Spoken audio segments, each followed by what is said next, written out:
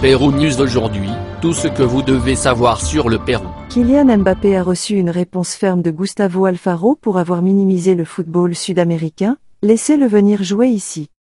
Gustavo Alfaro, ancien sélectionneur de l'Équateur, a souligné que les éliminatoires sud-américains sont plus complexes par rapport à l'Europe.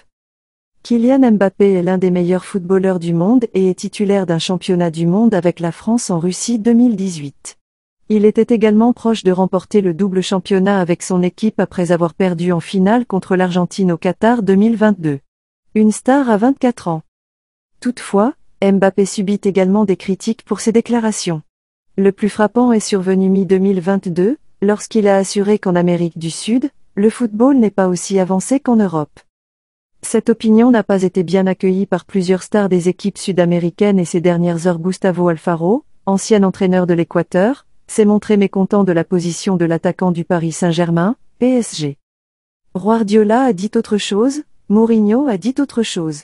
Je lui dis de venir jouer ici. Qu'il vienne aux hauteurs de Quito, aux hauteurs de La Paz, à la chaleur de Barranquilla, à Rio de Janeiro ou à Fortaleza. Ou encore au Chili, au Paraguay et au Venezuela, qui comptent plusieurs acteurs en Europe. L'Uruguay est quelque chose de merveilleux, un si petit pays qui a le pouvoir des joueurs de la FIFA, a-t-il déclaré dans une interview avec le youtubeur Ezequiel. Pourquoi les qualifications en Amérique du Sud sont-elles plus fortes? Alfaro a également indiqué que le processus de qualification en Europe est plus accessible qu'en Amérique du Sud, qu'à l'exception de l'Argentine, du Brésil et de l'Uruguay, le reste des équipes se battent en même temps pour les autres places. En Europe, vous affrontez une ou deux équipes et vous savez que si vous les battez, vous êtes pratiquement déjà en Coupe du Monde. Ici, en Amérique du Sud, c'est beaucoup plus complexe, c'est beaucoup plus difficile.